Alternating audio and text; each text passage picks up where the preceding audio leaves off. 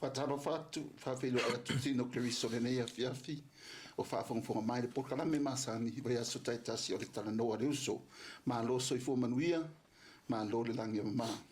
Fatalo fatu foi le Grace Recipient Community Church, mai lau au sina se I o atu lava le whana witi, pe foi na fatalo fatu, e mai mo fafona, o le tuvai o le tala le lei, tai o stara le lei, ai le ngata I lea ta mātina uso, po se tua fine ia ma wo ma paanga le Grace Recipient Community Church, ua tato ia I le neia fiafi.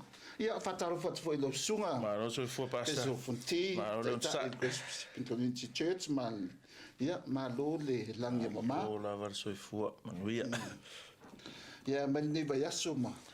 Ia ma ngai o me mai o vai aso o le la kala ia sauninga, so looking forward yeah le sa tato ma futa ma faita po inga fata se mlainga o le tua yeah ma lo e o te manato la ta sa va foi pe ta o tu lo le porkala me foi le ia fia io lo e ka te ia le vainga le o le Q&A si di lava ma Talanoa le Pale I me foi o Lotu tupu ma me o lo o anga ia e kalesia fo nei vai ta ia o le fesidi le nei ia fiafi pasta amatai fo le porkala o e loa fo I ma tila le matua fataua ma fa tato fo I kalesia le o ina o le upo le tua o ani a whainga o le lotu pe a whapea o le toi whamuamua ma whataua ina le au ina tonu o le upo le atua. Ma si pasta ia te langona o le makua ke le al whaleto. You know how I always say ele pule lo Tusi Paia ele lotu o le se lotu loa langa le lotu o le lotu le tua o le fainga wala le lotu le tua e fai tapula amata Taiala ma le fasino mai ma le pule a le tua so afianga onga na le lotu le me moni lava ele to na ti ele me o la usi le fia mo na vetato ma so se kerisiano e tele fa la putonga tele ia I would say so-called church fa pena ona tau lotu tau sua fole tua ele o le Tusi Paia le pule ele o fai e tusa ma le Taiala a kula I le mai o I o le leo mea tu le se fa pia se lotu la nalo tua e tusa e mal manatu le ele o se lotu le tua e sia lango le lotu le tua e fai e tusa mal fasino mai o la fionga Paia a le tua au Talanoa ai ile mo molena ale cornito sfulu lima fa e tolu sfulu ma fa ia le fa punga fa pe ile fa sa mo ina la maia ile ami otonu ai awana yang sala awa o poliuli nisi ila le tua o te fa pe atu ia te uto e fa mama ia te uto me kala polo o fa ia tu nei tala ina ia fa ama ia te uto o le upunga inga o le King James version fa mai awake to righteousness lo ingola mele o lai moi lai moi ile le ami otono fa mai ala mai ile ami otono me lo la ile and sin not awole ang sala for some have not the knowledge of God. I speak this to your shame. Ole mela ole fatu ole amatanga ole faponga ile o mea lava e fai le loko pesa o pese se e faalango ole fualenga ole iloa I do mekara polo have o kaka they have not the knowledge of God ole upunga inga ole agnosia means knowledge so when you say agnosia means no knowledge without knowledge or si translation polo in ASP I think ole upunga fanga ole ignorance so when we say agnosia here it's not because they can't understand they have the ability to understand menga pe ka fikau ile upunga ignorance because you can understand but you just choose not to understand so in other words ko ese kuspa ia ai fai ile me mana o ia oi o fai lo potom so e fai lo lale le menga paspa fa pe o le pule le Tusi Paia o afianga la yo le lotu peva pe ole fa mo le o inga Tusi Paia ole ale ai se lo tonu le tua a tonu e lo le tua fe me le tua ole se tonu le lo ale ai la se lo tonu le tua yo me e fanga o mai ole se mata o le tua ia la mata o le tua peva pe ke le lo le tua ia misia fa mega Tusi Paia mai ia Yesu le lukalanga e sfululua fa lima lukalanga sfululua fa upe fama le lima mai fa melta to wali o te fai atu ya te auto na o au atu te matsta ia te ila to o e fasioti le tino ma vai lea o le ai se to e mea la to te mafaya ai o te fasino atu ya te auto le to te matsta ia o to matsta ia te ia a ma vai ona fasioti e ia e ana le pule e lafo atu i kena e moni o te fai atu ya te auto ia o to matsta ia te ia o la le mele kon fa o tu i le verse le ia mata tau tangata a fa pela ele se o ina le ele upula tu o le Tusi Paia le tu o le mea e moa o la le mata tau tangata o la le fefe tangata o la so ona fai tangata pule lola ia lo ka fenga le loko a o le pule le tua pero ngo fa tu o le lotu ia o le lotu le tua e pule le tua e fai foi e Taiala mata po la a le tua ia a fa pe o tulanga nga ia ele mata tangata le tua le alo lofa tangata le tua e va fenga e lofa ile tua e ke le ilo a fenga ko lo le tua there's no other way o le fionga pa ia a le tua ma o man tual kako ta sili theology ka kalangoa i revelation ale tu general revelation and special revelation so e mo ilava la o available le general revelation but why bother go to the general revelation when we have the special revelation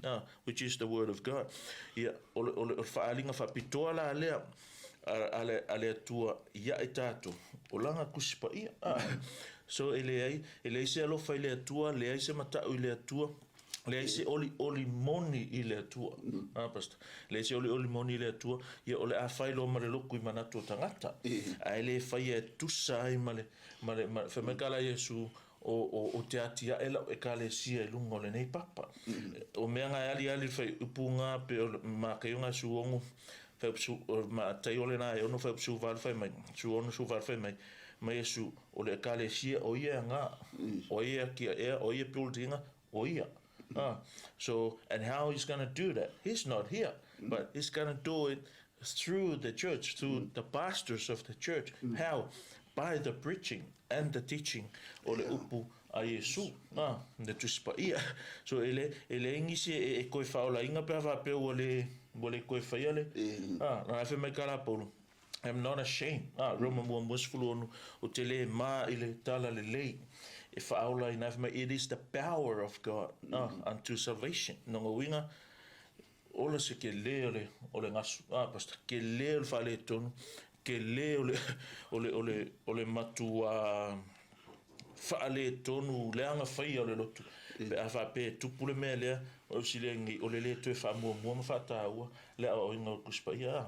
You know, like we always say pe van sa ngora sunga telo temi ole mele tauna fa mo pe vola mo fa atu I tato tangata lotu ai lo wale ko pule Tusi Paia ka ko i vai si lo ko pule Tusi Paia vai si lo vai me lo pule pasta sa ve lo ale pule Tusi Paia ai se lo ko pule Tusi Paia o tu langa ngai ya tu sa la mala si pasta o mea la vala ia tato te vai o fai lotu ya so nei whether it's our church or other local churches mea la vanga lo fai o fua na lo la to lo le upole tu o fua nga o la o fua nga fi o mea la fai that's the result that's the practice of the knowledge that they have learned o le fai mai o mea la ka ke vai kula fai 2 Timothy 3:15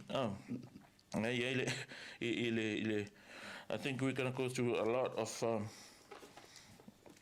3:15 ngai ele tala fa apea a Paulo mai o le fai a Timoteo kala le pasta fa mai talu foi ina o e tamai titi o e lo Tusi Paia o mera le kfima e point out e mafaya ona fa apoto ia te oe iu i le ola i le whātuatua o ia keriso Iesu. O la le menga whai mai ngā, o le Tusi Paia, o le iloa o le Tusi Paia, le karango e polo i whai mai, na o le Tusi Paia le nga e iloa, na tā ina oe i le iloa e whātuatua e ola ia Iesu. So akula sisi whainga, ale ai le iloa, e le se whaolotanga. Ale iloa le upu a le tua. Pero me rewa atu ai, ele fai o lolo mera mwhata au mwhamua mua, ngo inga, o le unga nga, ele koe whaola inga ngisi. Nga leo mai lava, pese, kāme wha ili, si lima, ma whai, whatever, wharongo longo i karangoa mai whai la unga, koe o le whale. Ai le esi se toi whaola inga. Asia, langa fui paule o le me e whaola inga. O le mana o le upu a le atua. So, it's very vital. I le tūlanga lea. Le ai los Tusi Paia, that church is not a church anymore. I lo te lotu le ngā lotu. I le koe atangi a i le pule a Iesu. I le o toe mole koe kakao koe kao se loku a le atua. Isia, rango le lotu a le atua, e pule a i le atua. So o te talo la ngā so se ka le sia i le teimile nei. Toi pela vo o man kuanga ka episode mua lava ma le fata ua Talanoa le Uso pe onga tantangi e pe o ko mai le Tusi Paia pule la enough preaching philosophy enough preaching and teaching ideas copy mai I aki ava pe o kelele loko le lava fe au sa lo la I o ma ko mai loko me sa o ma ko mai e ka le sia borrow mai ia le sky le la. But the Bible is right there. The only elem je sia wala fa ole lotu. A kong e workanga ai kia, but the thing is, ole sefe lava, mal saunga le mole lotu. Fai ile plan, le fa kianga, ile akala o man kuse le tua e fa welanga lotu. Wa Yesu fa welanga lotu. How? Yeah. Fa lana op. E ole fata wala na. Ma fa mafala na. Yes. I meio e kalesia e tau o tele le upo le tua e ni mata ita ingai me fai lo pe o se me fa momoa lo nga winga na telefona le upu ya o ni le fai loku fai ngor farsa yo be funga le offering me benga ya o le upu pe fa momoa le upu ya ni mata ita ingai me e le uma me uma pe o I ya le ma we ta ole vanga la apasta ke o fa pesi when you say fa mole upu I know you're not meaning like chronological like time le va pe ka o mo la ka ke lo le vinga lo sa no o le fa ma fa ta o ke ka o fa ma fa ta o yes ya nga fuala I me fa tu lo pe o I a be fa ma fa ya o ye ka le sia ali pasa o aku fai inga fai vala au ku ua mera e au ngā le mero e sau no ai le fata o ma fa ma o tulanga kaunga ia mulia ingi si mea uma ai o lele ka re sia le upore yes ia fesili pa o re te fa pe mai o mea uma lo fai to tonu o Lotu ia sonei o fua na le ratu I loa o le upore le tua o le ala se fa ta inga o le la fonga na pero no fai atu o mea lo fa ta I tono Lotu po fa tino ina ko ekalesia so nei o le tau unga po fua nga o le loa laua iai ia pela fa ta inga se me va pe o le aso tapua ka pua I si las ko ngai ka pua I si las so sa what that tells us different understanding, different view, different interpretation. O le afionga pa ia a le tua. Le wingaranga o kala o le o mea umala fai kongo Lotu. Whalango lango ngā I le tu ai ngai loa, lai loa. Whalango lango ngā I le mea lai awa o fue ngā makanga ruenga po ngā ekalesia. Ia po la unga fui po o le ngā whewhi au. Ia oisi ekalesia whataita ingala permele o le whewhi au whawhingi. Oisi ekalesia e le whewhi au mawhai la unga ni whini. Oisi ekalesia e whewhi au mawhai la unga whini. Atangia fui ngā I le mea lava lea. So o mea umanga I loa ai ia le senga. E loa koe ngā mera la unga whapela ka koloku. se vanga lava ua ke pora se me kupunga suila ia le ka koloku e le fe au se fini se tina ai se a ma kilo kala Paulo la fai mai fai mai tito mai Paulo Corinito ko fai a Timoteo so ele ia mangisi mana tu fai nga me ia ai ui la nga makil kila nga fai ngofi e wai foi isi wa tama mai atu ngai lole ngai lo Tusi Paia if I would say launa tina ia la se foi la ko lo se foi la to lo ia o isi me o isi e kale sia ka kalanga essays ai le ka kalanga essays ia o isi e kale sia e la perfecta mana ko apostolo e o isi e kale sia fa ngolanga uma vai le lo le o isi loku e fai fa manga kunga ma e ia pap kisonga fai pap kisonga vai o isi loku ma ko ai le ia ko nga me mo fa pega so o isi te me e ke ofu o isi ke me o RFC le fai a kia waia o va pe so ko le lo pla ko spa ia le fai but o la tu ele you're not going to take you 15 minutes to drive if ingo fuanga ma me ke mo fula ia lo ngai ia me lo tu o isi lo kuma kwa fa marusia le vai tonu la fiona pa ia le tu o isi lo tu ele a fa inga nga me pe sa ma Tusi Paia pe sa mai lau puse lava pa war me ia fia ka ia vai kula smart ka ia ko mai felicia sa but there's no power there nanga o le peon Talanoa o le upole tu fa o lai na ia o me o manga sa matangia ile senga le ia o isi o karkongu le ato o tol Tusi Paia ile lava matu o isi loku fe mai ele uma Tusi Paia o isi fe mai e me la misi o isi fe mai la ia me la kongu sa le kaunga ia e mal tele la vo isi me fa pena ona fa no ai le I lotu ata ua o lotu Cristiano ia ali ko nga winga le ia ona me ia o va nga ali ai o lo fa pena ona actangia ko nga o nga la fa ia nga me la pa they all fall under these two categories fa pe ali sao se ia por se fo ia al tulanga nga ka nga ia o le o fsile Cristiano okay o le ala fo nga me ia o le I think Ephesians 4:13 ngel tala fa pe se ia o atu I tatou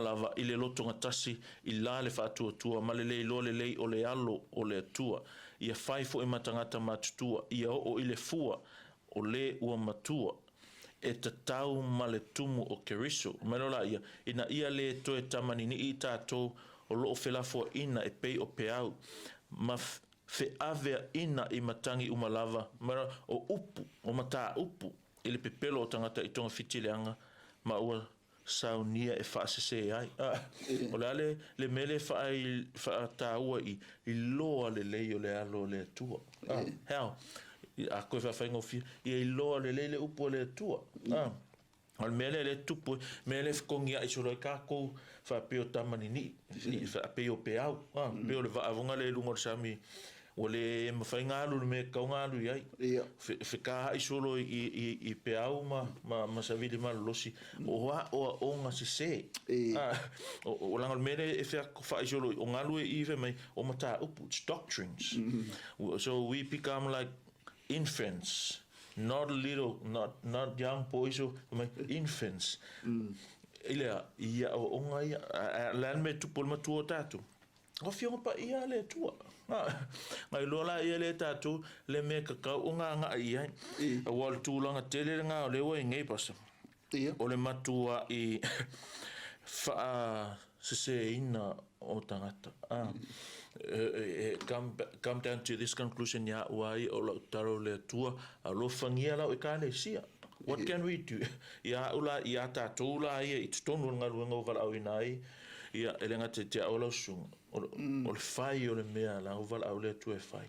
That's all we can do and trust God with the rest. E lenga o ka kou foi pena o ta unifefe au ia le langona lea o lo ia fo ta tu o pa anga o lo la tu le fatu. E fa pena ona o ina le fionga pa ia le tua I le tūlanga te taona iai ne fai matau lunga fai ma fa mua ma au tu o le olanga o le kalesia ile au ona ina le o le tua e ala I le whaataua rana fionga pa ia. I want to read this relate le mele Talanoa le Uso fai upu fai mai yo vai e fai loa mai a te au o wala ia o mai a te au o mangala decrease or the word of God o ka kalo le ton kalo e kalesia a tonu ele a inga male masanga male uniform ia manatu o tangata lotu a o pa u ia mata fa yo ile tato tangata lotu I mean fai out tato fai la unga o le e kalesia fai a onga le upole tu mea le tato e kaunga fai responsibility le tato e kaunga fai o le awa o tonu o le fiong pa ia le tua ia a le ale mea la awa o pe le si mea o le si mea a pasa o toi o I manguele I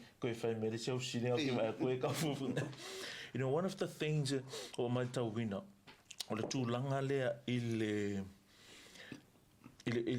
faiale ma upo le tua ko inga o le sima ile o ma e tatu le ason ia songi faila unga na le Talanoa tuai wa pe o fa o me ia fenga I loko tau no unga nga o la unga ma unga e fai me vongale o le ala tua o faila unga fai kau piki solo whatever part I konkus pe ke manga o whatever topic failo la ia and then pulle lava uia il fatsta unga ma le whaawinga ina. O isi mea, it's like the culture a Samoa, o le tū ma le anga tangata ia so nei, pe o le authority nga, pe pe mai le upo le tuanga fua la ia le anga ile me manatu ia le anga nu, le tū ma le anga nu. That's demonic, that's satanic. Ya fa whaingo fia se kala. Langa le o le mea, o le upo le atua le pule anga, le authority, e fua umara mea I le upo le atua. Ele fa pe a vea lo ule I lo le theology, ele fa pe lo ule I lo original languages, e excuse sai le mea te tau ona fai. So being a faithful shepherd, o le mata fai yoi le a tātou, onga nuka ausi sili, onga ile background o kuspaia onga ngana Tusi Paia o sisi ola se nga mau mea well I le fia yai leave the pulpit leave the ministry ma ai sisi me fai ele fa peko faku we gonna be expert in theology and Greek and Hebrew and church history that's not the point is be faithful le meu au mai ma fai me te tau on fai mo le ale le fa moi ina ia leo ma malpuipuia le lafu ma moe le tua the sheep is God's sheep o le lafu ma moe le tua au inga vala au tatou o e ua fai ma fai fe au o e ua fai au nga matai o le e kalesia wa e me tauina foi mai a mene o kara vea ku ale o teminese ke me la kamai le lumana e paste o le tele o e kalesia ma le whainga o Lotu ma le soifuanga le lua tangata ele o koe pule ai Tusi Paia I'm not saying we're perfect that's not the point but me fact way the last saying in everything ele o toe last saying ele o pole tua o fai le me mafuli ai le manatu mafina ngalo tangata malva ai me lolangi pe ua fua nga inga o le toe o le koe sifi le Tusi Paia o le koe posi ia le tua o le koe Lord ia le li pe o kau fa pe ngale anga inga ai le lavo le doa Ile upo redi. Ile le mafuanga. That's a part of it. Pero meron tata lenga Wa po fea e alu solo ele mea ai alela. Ia wa ele fa pe po. Mea ia pa Afrika inga a fa pe o sem ka pu fanga le fe se su en o accounting. Ale lava lo nga me se era kusi. Isso é. Não, é piscina. Ah, só o isso é não vai ter. Vai ter o lopo a meia. O meia era kusi. Eu fui na ele o poder. Eu lá me era o pe fe ele se meu. Longa me ko I whaka ua inga.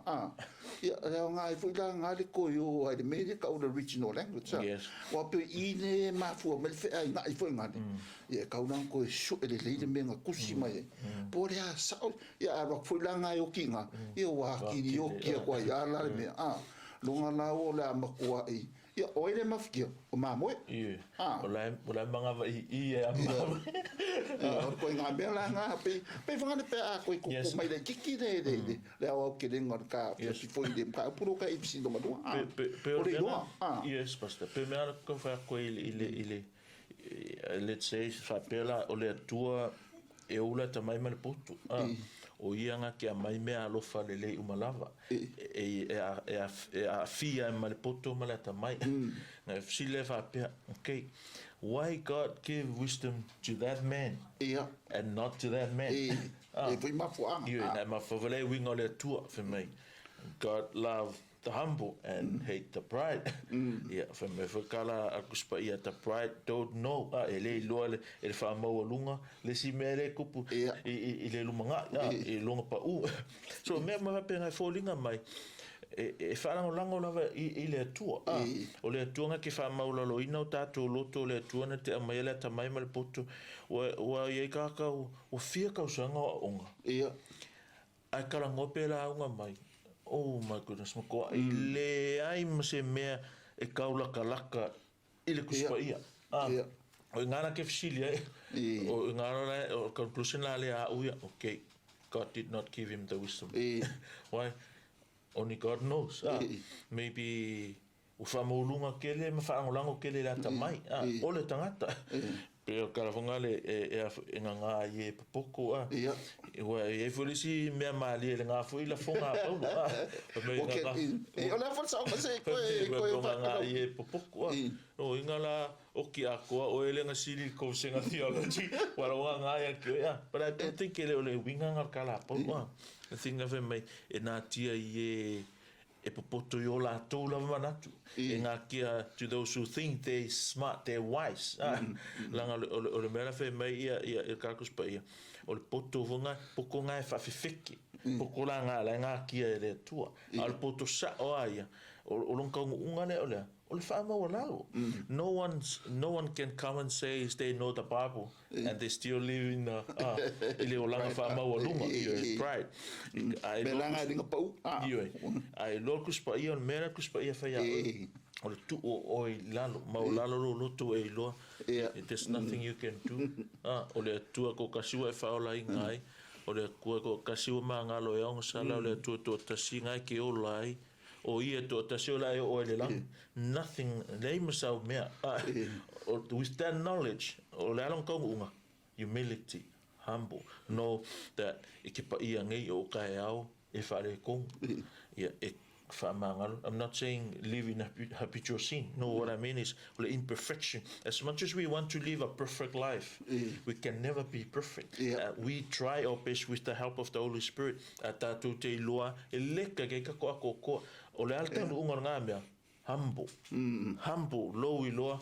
You can't live up to God's expectation, to God's obedience, the requirement. La require le tu etatu. O lon tau unga loko ma ola.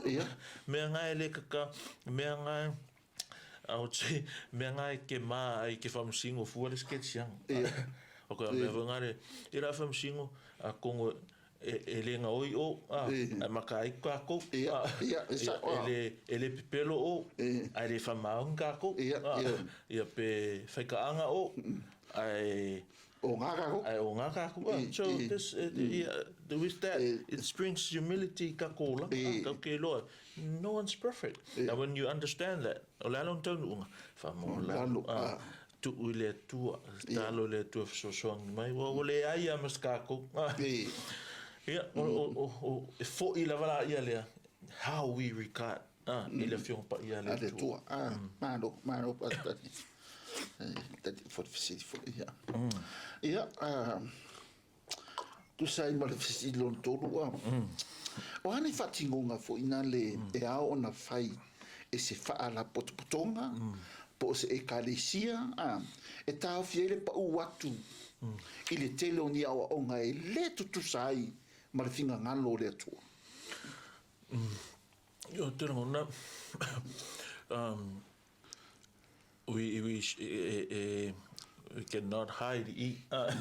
We share because what we're doing in our church is what we think fits best. O le mea le talanoa e tātou, sila vai e tā ua, ma tau mwhai tātou fo e kalesia. O le mea ngā ua tātou loa, ma tā manatu, o le mea sili le lotu a le atua. Pela vau kakarango so far, le nea fia fil whata ora fionga pa ia a le atua. Ia uia, pela vau ngā tātou ngā lulu e ai. O le tūlanga le kaunga iai, o le haoha o le leitangata.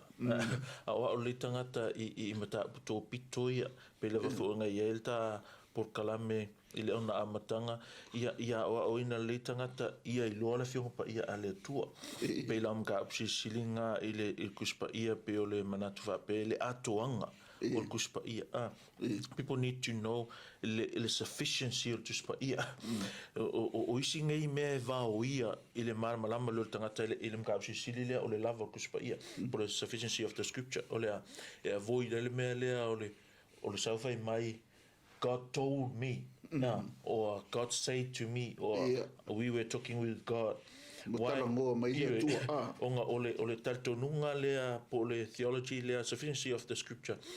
E tātou te loa I o mea umma o whinangalo lea tua. Mōlanga loku ua umanga I kongole o le kuspa ia. O le dangerous la tu ngā mea whapea ngā whapea whimanga ariwhi au o lea kaunga alu whapea le whinangalo lea tua langa loku. Ara lai manga ariwhi au alu whapea. Ia, saulo mariwhi au vema. Ia. Whai mai lea tua e te au, e te taun tātou o whapea. Ale au ke linga mla au mai kuspa ia. E kaunga al whapea. Ka whapea ngā singa manatu illustrate ele mea lea. O dangerous ngā, ma le lamatianga ngā e lamatia le lotu le tua. I le lea o le lea o le mea lea. O le lava matuto e kuspa ia. Tera ngona ele uskei mwele wa fe le mea lea. Ia, o le atoa o le sufficiency o tuspa ia. So, a whapea lea mausali le mea ngā. Ia, o ngā kako loa lea. E avoid e fo isi ngā mau mea. Ia I loa le lea e kerisiano o le kuspa ia lea. E le tutusa ma le kusila le lapri, non-fiction books like o le lai. E le tusa ma biography, stars, e le kusa ma historical books. This is the word of God, inspired word of God. O me mga o ele tua le whainga o lana lotu, like ko kongo umakuspa ia. It's just a matter of studying, knowing it, and apply it. But it's all there. Elders e o la tangata lotu. Whai whi au o whawhinge kongo le loku, o whaangau kongo le loku, o kama makeinge, o le whainga o le loku, I lona amatainga, le whaawinga, sauninga, le tapua inga. Lai ko kongo umana kuspa ia. Ele I tuu larenga, vale mai, ele tuala na fionga. Nga whaile lotu, ma le sila fia ele tua, o langa fionga, e whawai. So o fola ngā o le ngā whawhitau, o le whatinonga le ngā e loa le nā tūlanga. O le si mea ia o ina tangata I le authority al tuspa ia. Pionga whai atu, e mo I lawa tātou le iai I le laulau a whono ma taita e le lotu. But the final authority is the word of God. O le pule lea ia I loa tangata lotu, o le pule lea ia uska ia mea uma la whemea kuspa ia. A iangi mea whai atu ai ia kou whai au. I'm not talking about le lautelo Samoa. Il tato e kale sia, let's say CRCC, e ingi mea whai aku ai ia kou whai au. E le tusa ma o onga tō pito o le kuspa ia. Don't listen to them. Listen to the word. And the best thing you can do, go find a church. E o ton wai la fiong pa ia le tu. So that you'll not be misled. Me ngai mo mi le lo le tatou le kuspa ia. E ngai awang e fa vale ina i tatou e nisi. Awane i kia ko fa inga I ka ko e ngalu. Pe o kala a Paulo ia na Efeso. O le si mea e te tau ona manino le I. Pasta o le tūlanga lea o le fionga pa ia le tua na mana vaina le nganga o le tua. It was inspired by God. I want to read this. Se tasi o mea pitusili ona maasani e tātou le passage lea whamai o tusi pa ia umalava e mai le nganga o le tua ia. E au ngā fo ia o ai e a o iai e whaatonu ai e whaapoto e fo i lea mea tonu ina ia ato o tōna le lei o le tangata o le atua ia sau nia lava ia I ngā luenga le lei umalawa. O le anmea ka umei I everything a man, everything a Christian need I le whai e masui o le lotu, whai e ma mempo se kalesia, whai e ma kerisiano. Everything we need it's there. And I like if I mai o tusi pa ia umalava e mai le nganga o le atua. I la le famosa li el ta maulea o mea umalava e kakaunga mai le fionga pa ia le atua. Ne whainga o le lotu. Mai o tusi pa ia umalava e mai le nganga o le atua. O le whamui moe lea ina ia o ai tātou. Oa I ai tātou, whaatonu ai tātou, whaapoto ai tātou le ami o tonu. Ina ia ato o tō ona le lei. So that a man of God will lack nothing. What else do we need when we have the Bible? We have the Bible to be a godly, God-fearing wife. To equip you to be like that, it's in the Bible. To be a godly, spiritual father that God required, it's all in the Bible. To be a godly young person, it's in the Bible. O ti a kono e fia ele tua, fa fianca ko loa, nai ko kono kuspa ia. Kalanga kuspa ele I a, fa me umanga a fa tonu, fa poto I tātou le mi tonu, ina ia ato o toa, ona le lei. E me whai anga koe whamkara lai kiki ara makanga o le bus lenga whamai o le tusi pa ia o malamba. I whamai. O la fo le winga sa o le benga. I ke whapea o kuspa ia uma.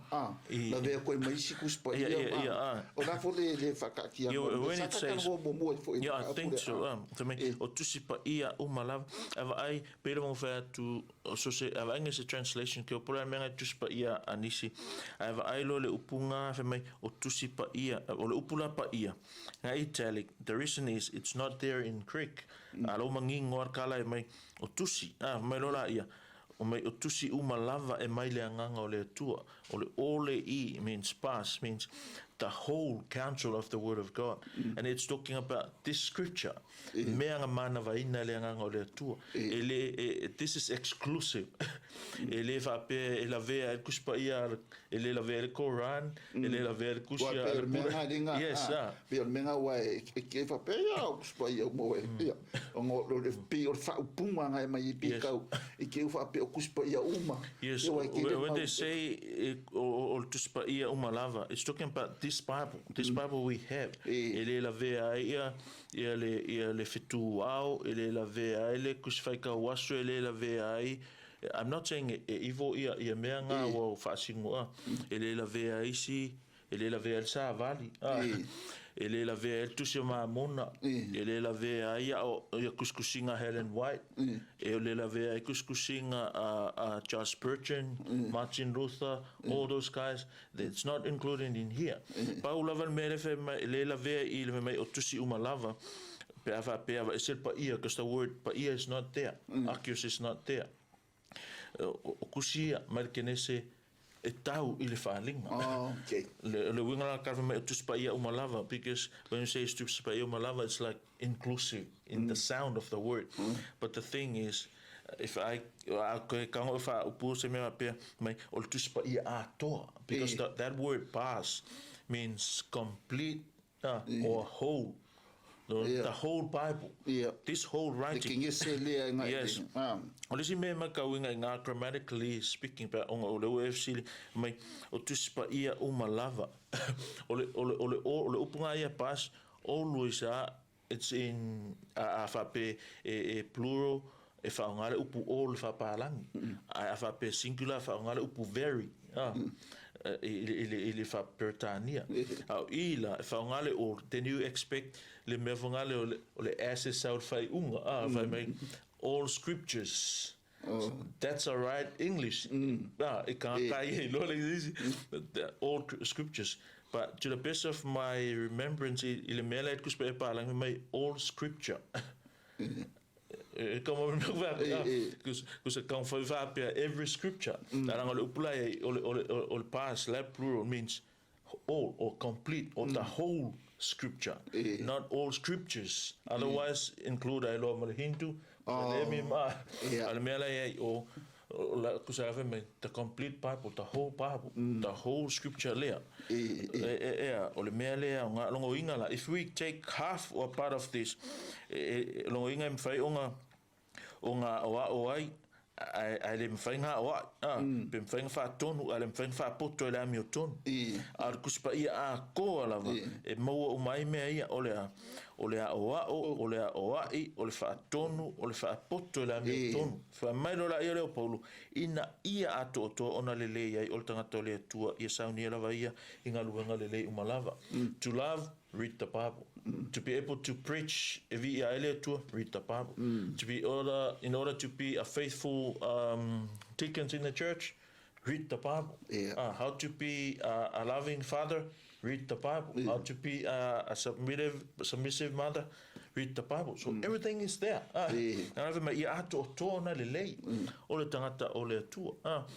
So o tūlanga le kaunga ngai iai tātou ma le tātou sa valinga pasa ia ato toonga le le ia iloa tangata le pula kuspa ia iloa na inspire kuspa ia iloa ele aise me se ile kuspa ia o moni me o kuspa ia there's no contradict there ele aise fete na inga nga ia o le me ala e ona fai tātou fai tau masu sui ile tuspa ia ale tua ia ilonga context ia malama le il context o me vongale e se almera ka ngo kuspa ia a se mero ke manga oi koso ma la ia nga se fitau i mare ka per mero ke manga oi fi keringa okupe mai lola ia le o manguia la ka ngoi Paulo I manguia vonga le aveo tato mfana o le tua o le manguia nga we are sons and daughters of God. That's a blessing. Koso mai nga mai o mai I o kele au kupe ai le mau ia ara ka fa makari le tua ai le kele au kupe le tino that's has nothing to do with e fa le tua ma kwa milion ngea e fa le tua ma kiva depend on ile pule fa so mai le tua le ala mga ro ia kele avangi o kupe ia ko mai o mga ko kupe mai ka ro au suil manguia le o manguia le karango I fa mangalo inga sala o ta wa mi o tonuina mi milo mai o mai iwa o karango lo ile ka dampo pa ko nga menga le mana o mia le avoid I o le fa nga se o kuspa ia pe on fa tu o le to e pul ele o pul kuspa ia le menga o nga o pul o fa ila wrong intention le mera le mana oi mera nga le fai mai lo ia Paulo I le ngaluenga e lo se fulu o nga lo se fulu so fai tau wina o le tu langa lava le pas ho me nga la fai mai Paulo ai se fi fai au o mga oi ngaluenga silonga le ele a ma fola tsamo sa wa fese awe ma yero fale e ke ai kuala ma ngai me ai felo ale lo vinga ngal kala polo o lo vinga kala polo ai se fi fe au na o ia nga lo sirunga le wa o ia le la piko luma a sa wa inga loku o e ava per requirement from singonga kaunga ia se ekipi le ulu se kulo wa ele a maia ia ke a kongo por fela ku se e mai me fea a mai po ai se o manga via me fea o ia sile nga luenga silonga le wal o menga la ma fo Paulo because he was a pastor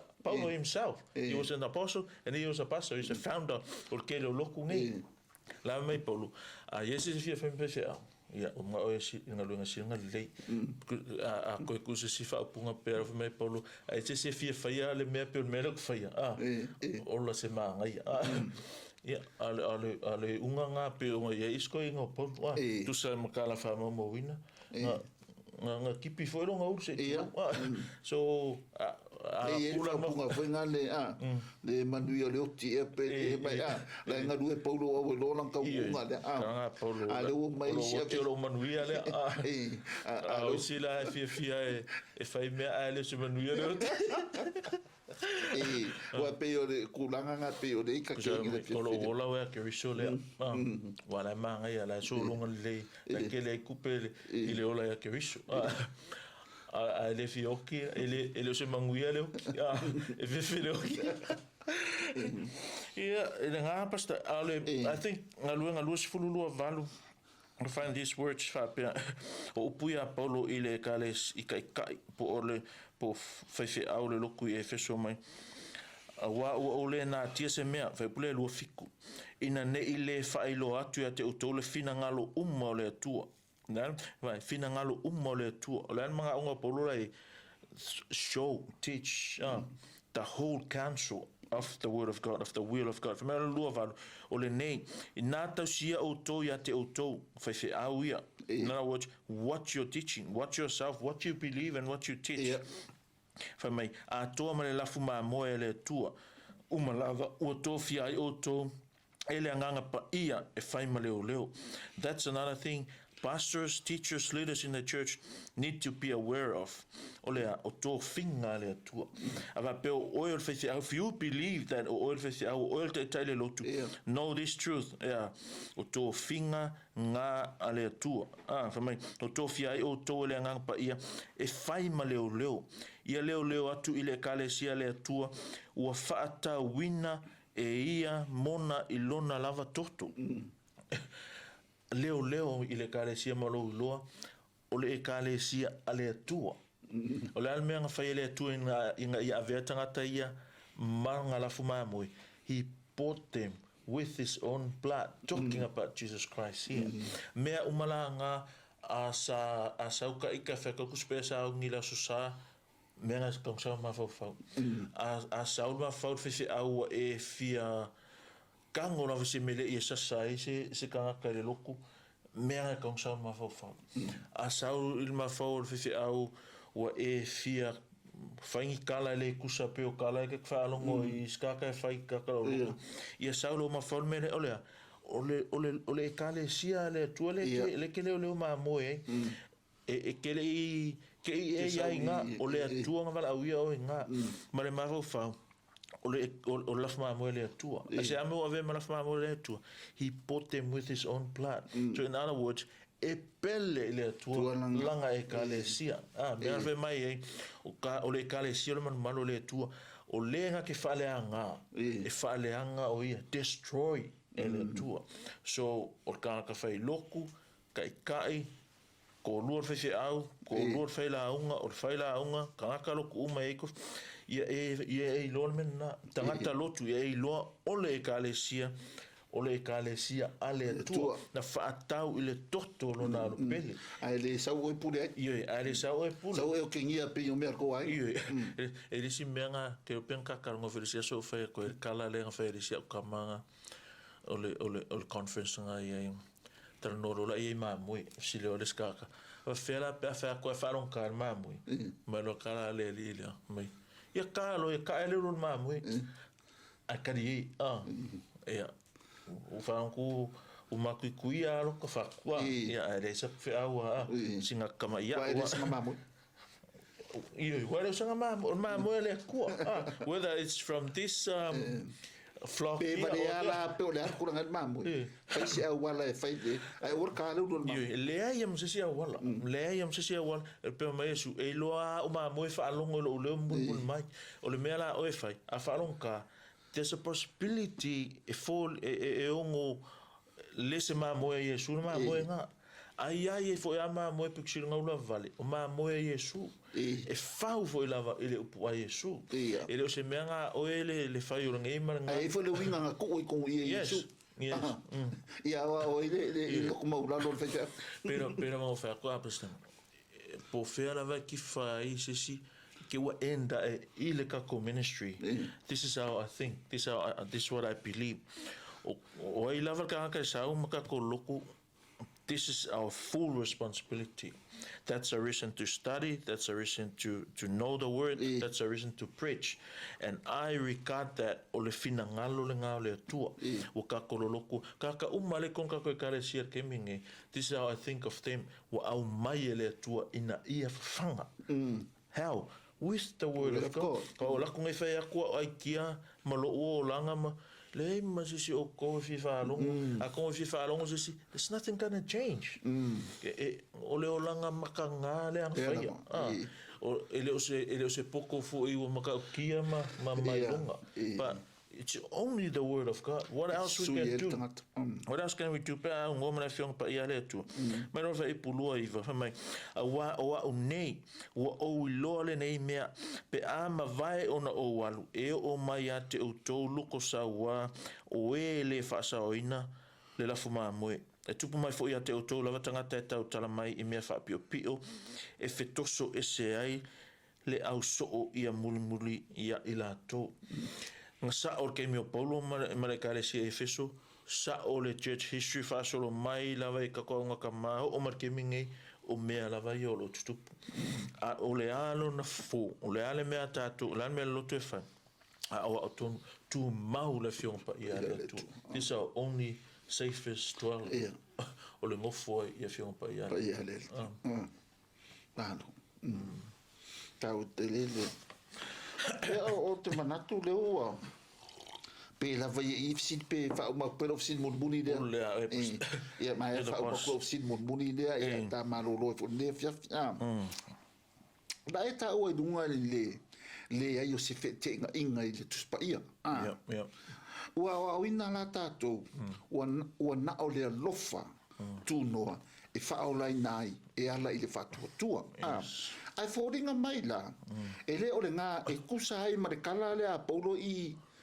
Filipi e lua se funma lua na se whama mga turanga le pasta ile o ile fōringa mai o le kau i se whikenga inga pia whai o ngā o le ngai tā ua e le se whitenga inga o le Tusi Paia yes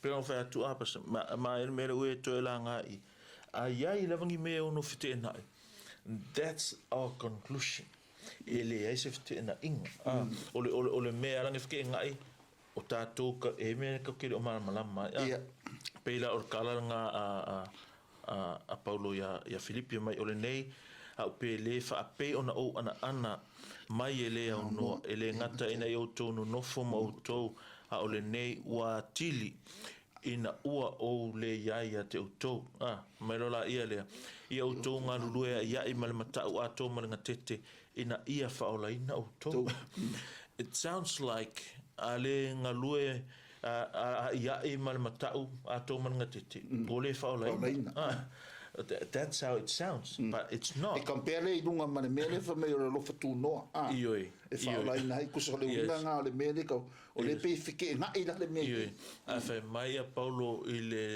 le Efeso lua valu whai mai a wale a lofa tu noa o whaola ina I tātou e ala I le whātua tua whai mero la ia e le mai a te o tōfo I lea ina ne imita se tasi a o le mea fua ina fua mai ele atua so ai lenga e pei fōringa whike ngai ai le whike ngai me mua pe on fa tu tato va ai mo va I le context le I Paulo is writing o le kusi Paulo I tangata kerisiano tangata ua uma ona whaolainga full stop nga longo winga ele se koe manga o mia fa pe ia whaolainga o la ua whaolainga a le winga o kala Paulo fa mai work out your salvation le winga o kala leave le o langa whaolainga o le winga o la lo whaoltanga leave your faith in other words live according to your knowledge live according to your faith ola ile whaoltanga ua uma ona whaolaina oe e le atua o whanau wina o whanau fo wina oe ola mai la le o langa whanga o la whapayaina o la whapayaina pe o kala vunga lea ai sulenga fai yo so mara udi ang muda ke fa mai ele filfilia ha o auto o filfilia auto e ha it's talking about salvation ya pero la ia le o la famo mo ina ia auto atu mafua mai ni fua so ole winga la ole o kala le ola ole afu ina ia faola ina auto fa me ngalulu ia ima matau malinga tete ina ia faola ina auto ole ale ngorkala ia fua mai nga tete nga fua ola matau ola ia ngalulu ia matau malinga tete ilumo le tu asia leanga ua faola ina oi Well, aku ko ya fefo ile tala le pasta po fera ve fai tato so Tusi Paia. Always when we talk about the salvation or this theology of soteriology, these terms, these conditional terms always comes up, this conjunction, if I could say that. Ole ina ia male ona ua. Ina ia faola ina male ona ua faola ina. Always the condition and the result. Ila folinga mai le Filipi luas fululua le. Ole condition. Folinga mai e ngā rue a iai, ma tau ato man ngā tete, ina ia whaola ina. But it's the other way around, it's totally the opposite. E le whaia mea ngā ina ia whaola i ngai oi. Asia, anga wei la whai mai ia paulo i o le mea alofa. O mea, o le makaula, man ngā rue a iai, man ngā tete, o fua ngā al tātou whaola tanga. It's a result of our salvation. Yes. And pēla wang whātu i context. Well, you see, one of the golden rules in hermeneutics, or the mea let the scripture interpret the scripture.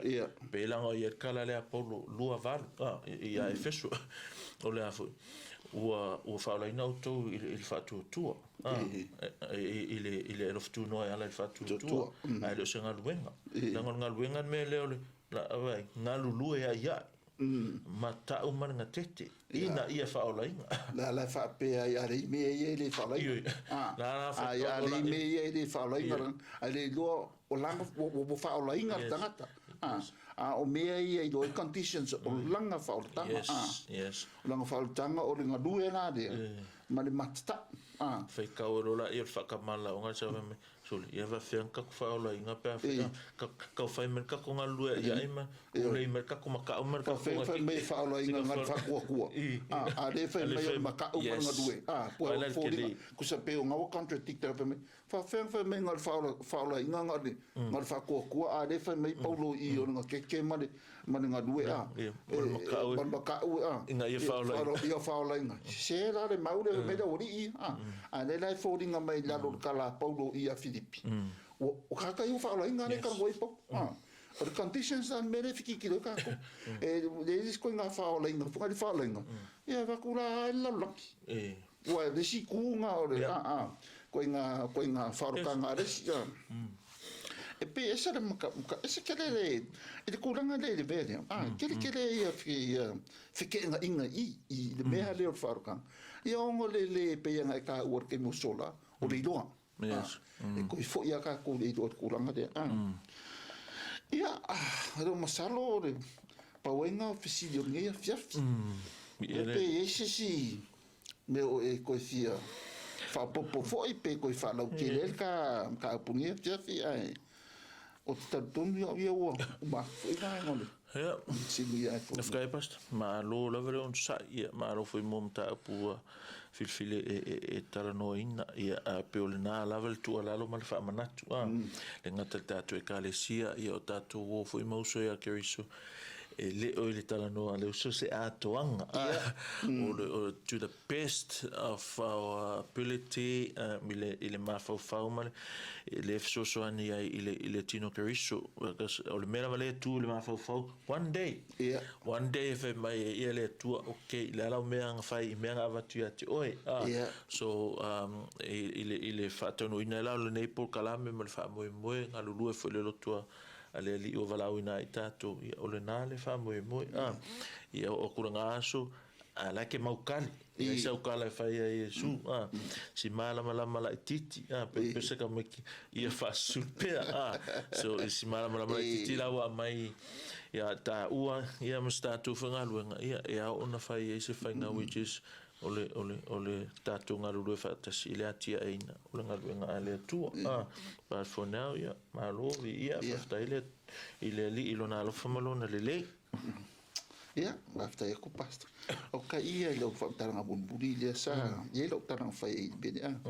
Le ngaruenga ne a whawhai au ngaruenga le tangata tala, ia le upore. Ia, whaatino alau ngaruenga o le tala, ia le upo. A le mea le whai le visiva ia. Au fore ango ye o me nga wa fa msingo la lo me na kala inga le up nga spa mai pe ka u nga ya al bele ko nga me fo le fai e ko ko fa msingo ka ka le kala ya o le al pa wa me ka o le ka u ye la fio nga de ai le ka le u pe ko nga me ya wa ke le fu fa nga pe ya le bes fu nga mai ya fu nga e sta i matua ya si me le ko me fa fa ma ku ya fa di so fe au nga le nga le ko fa ka me lo fe pa wa fa ko ska i o ma ko yes e ska i o ma ko a fa pera que si me que o ara ma ko e de la so do me nga e do fa me ku spa pa wa ka por ku spa ska i o ma ko o ma fu sta I would say this ka fanga ko mas ai ki nga ka ni ka me ki ske me vai lo le me le a o fa ku so ko ska i ko ma ko le ngo ko ma ko ke si ngo ko ma ko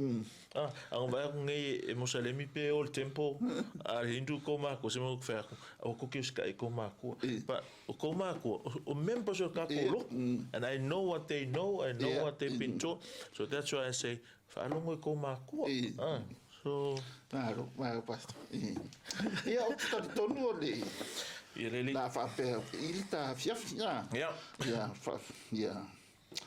o te talo ia fa tumu ina pele tua le uto ma fa wau ona ia fitalai so se tangata e ala il fa ngai no lo sunga ia fa ma bia le tua le ngalu ai neli no na fingalo ia ma ole fa unga ngal tato por kala melenia fiafi Talanoa le Uso ia a fai fo e singa nganga wa sala le fa fonga de ia fiafi ia